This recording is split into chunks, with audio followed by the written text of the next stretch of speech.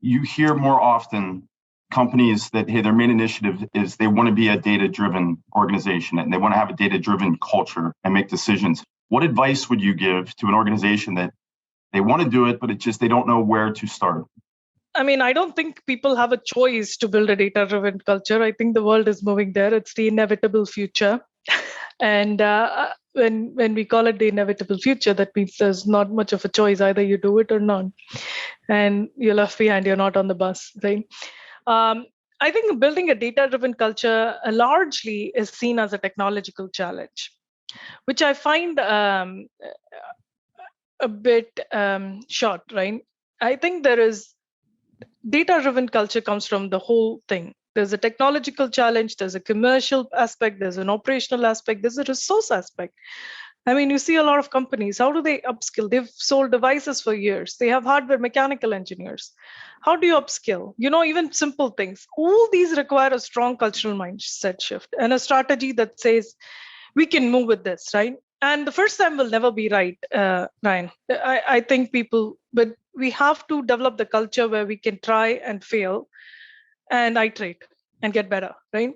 And if, like I said, many companies that have historically excelled in selling products or boxes must now move on to envision, create, build, sell solutions. To that end, I would say one of the things we could do focus on is really on collaborative partnerships with customers and partners. So you don't really just sell a box, you collaborate now. It becomes from a tactical relationship with a customer or a partner to a more collaborative approach. This is critical because all of the software solutions can become most successful when we work closely with the customers, because it solves a very specific customer problem, and it extremely helps when you collaborate with them. The second aspect is really to be enabled and quite literally funded by the right commercial energy, presence, and execution. I often see that we can have the best products, digital products, but we're not unable to sell it because we don't have the right business models, or we don't have the right energy or the skills to learn it. So I think that's another thing that is very important, to have that commercial view in mind even before start selling a product. And the last is really upskilling through data literacy trainings, onboarding more solid data science skills from the industries.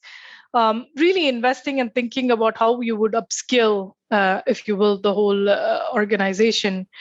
And I certainly believe, like, the first time there's lots of failures, but people tend to give up. But anything new is never easy, and so just being able to celebrate those failures and learning from them, and iterating and getting better would be the right thing to do. So Aru, in the marketplace, what do you want either your current customer base or potential customers? When should they think about reaching out to Waygate? What type of things have occurred that they want to reach out and partner with you all? I would say they should reach out to us now. Anyway? They should reach out to us. Chief Sales Officer too. I like that. That's why I said it's Chief Technology and Strategy. I think we'll be only successful when we think about it wing to wing, right? And yes, they should reach out. I think any company that does inspections or has sensors, they can drive value out of that.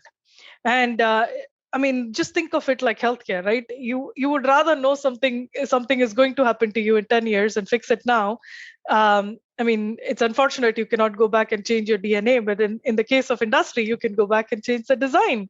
And so I truly believe any customer that has a manufacturing or a services or any type of inspection or sensors, they would find value with Inspection Works.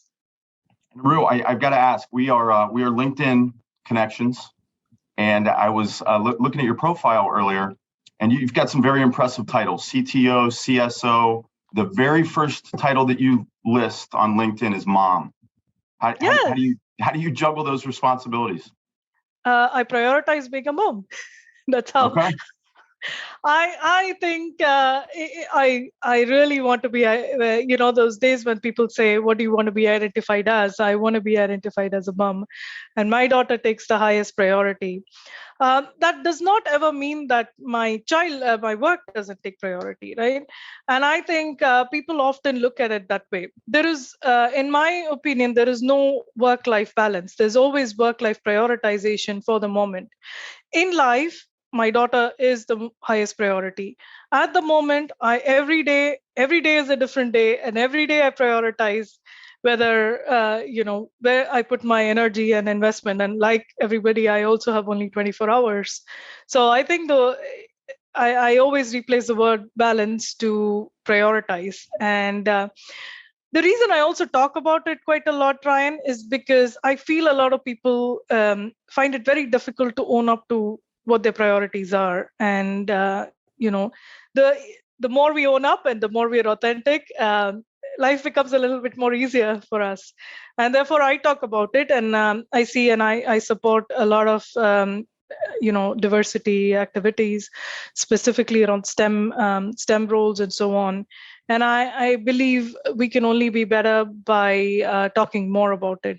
Sure. And I heard at one of the roundtables, George Bernard Shaw said, a reasonable man adopts himself to the world. An unreasonable man makes the world, in some words, make the world adopt to himself. And therefore, the progress is made only by an unreasonable man. And sometimes, it's always tough, as I said, being first, and it is tough. But I think the more of us are unreasonable within compliance, ethics, and safety boundaries, I think the world will progress. So part of that.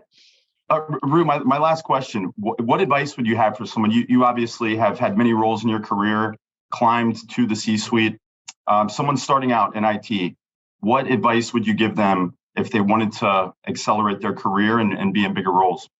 I think there's two things I would say. One, I'm no one to advise. I'm learning as I go, right? So I think the urge to constantly learn and adapt and challenge the status quo always makes you help progress, and for yourself and for everybody, right? And I think that's very important that you really push forth on that. Second, I think take those challenging jobs in the early days of career, because challenging jobs provide larger opportunities too.